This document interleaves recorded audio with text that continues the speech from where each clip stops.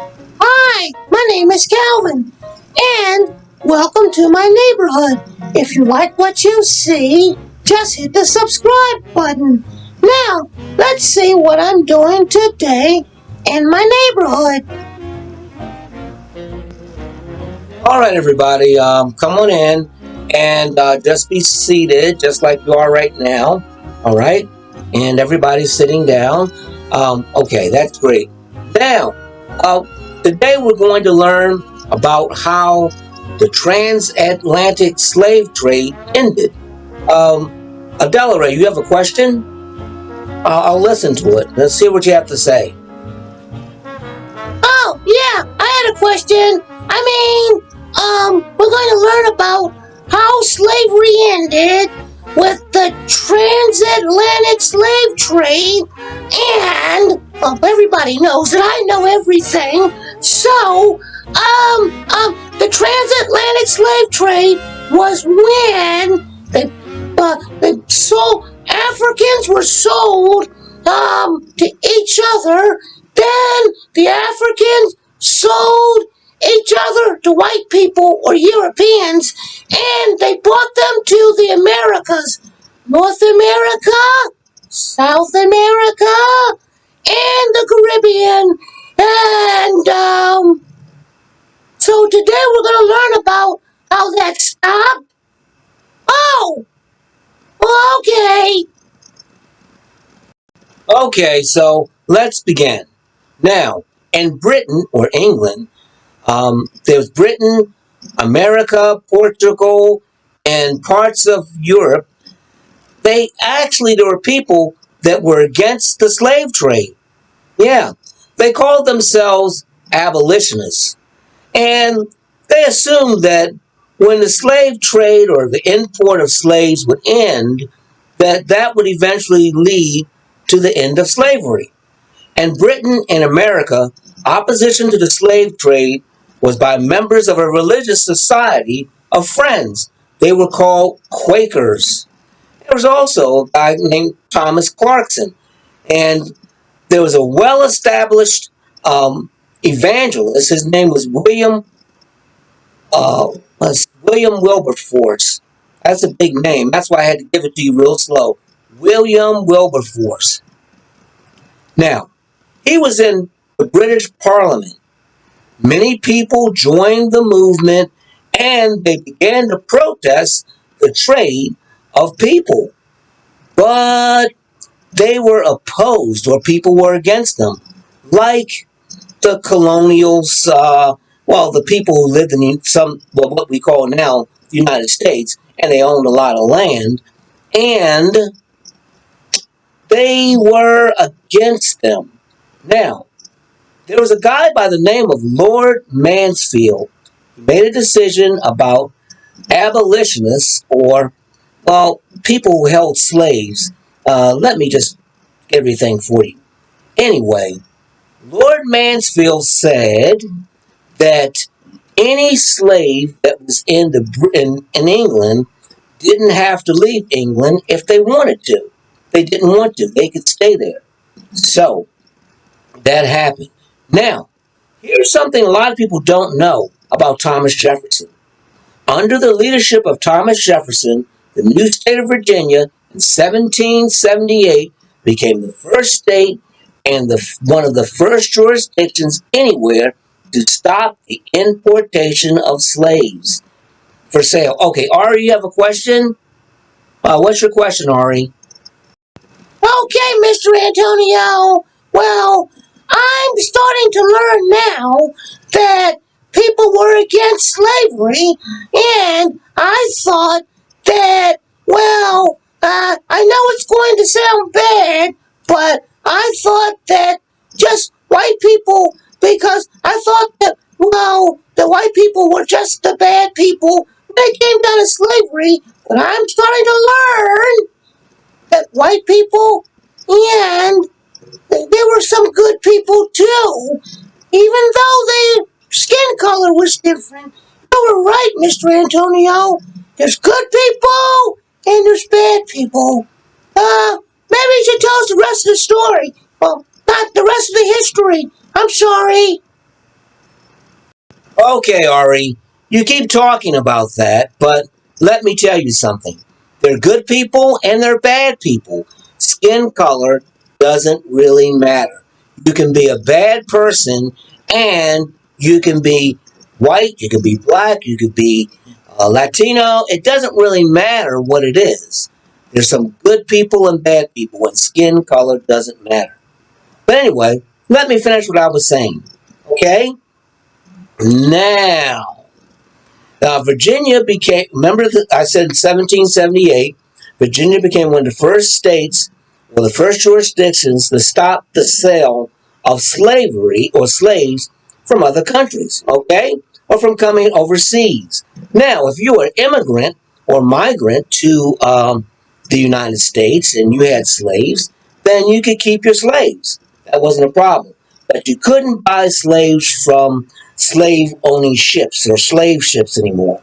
But in 1803, South Carolina reopened its slave trade so people could bring in slaves from Africa. Now, let me tell you about Denmark. Denmark, which had been active with the slave trade, was the first country to ban the slave trade through making a law. And that took place in 1792. But the law did not take effect until 1803. Britain banned slave trade, or England banned slave trade, in 1807, imposing stiff fines found for any ship that was carrying slaves aboard. The Royal Navy moved to stop other nations from continuing slave trade and declared that slaving was equal to piracy and punishable by death. The United States Congress passed the Slave Trade Act of 1794, which prohibited the building or outfitting of ships in the United States for the use of slave trade.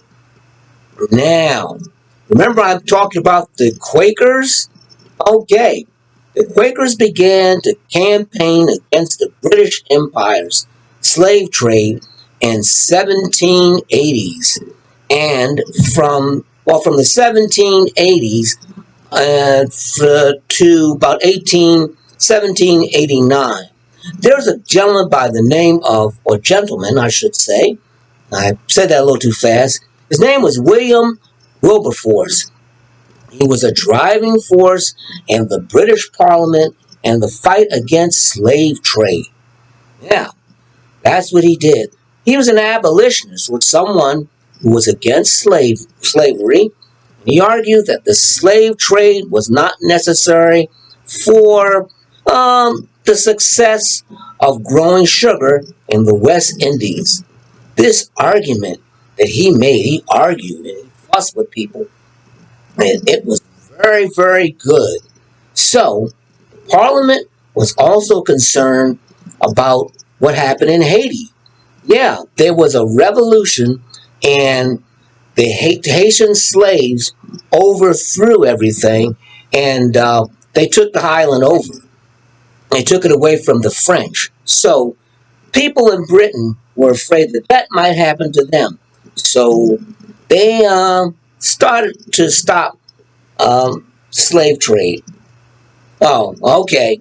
Delaware, you have a question? No, that's Calvin. You have a question, Calvin? Oh, okay, Mr. Antonio. We're learning all about the slave trade and everything, but, I have a question here. Well, okay. I'll tell you what I'm going to say. I'm going to say that it's amazing that the countries that actually were for slavery, that there were people there that rose up against slavery, and that's how it stopped. That's amazing.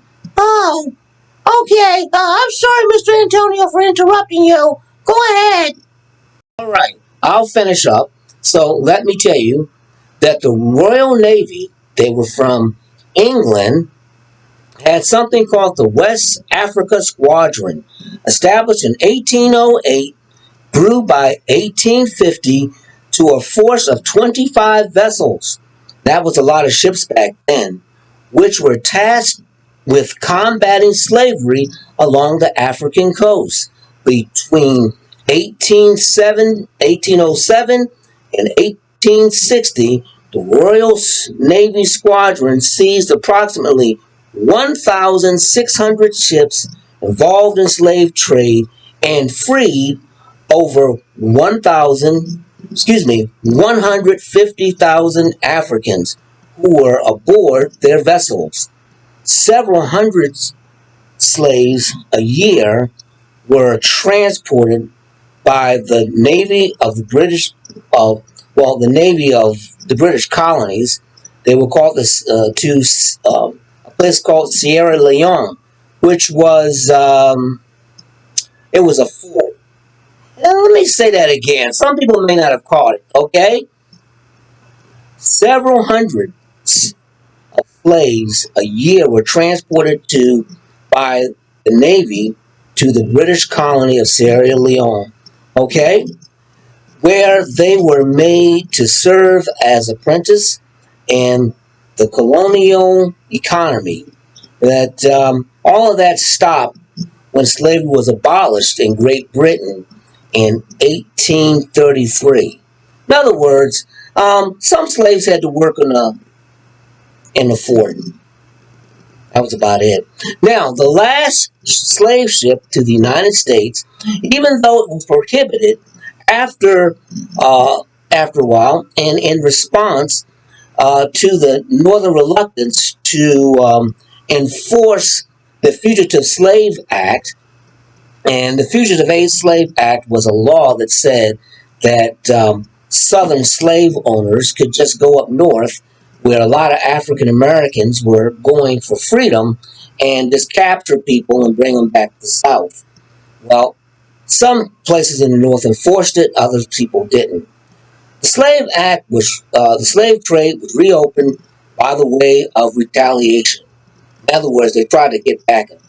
In 1859, the slave trade from Africa to the southern coast of the United States is now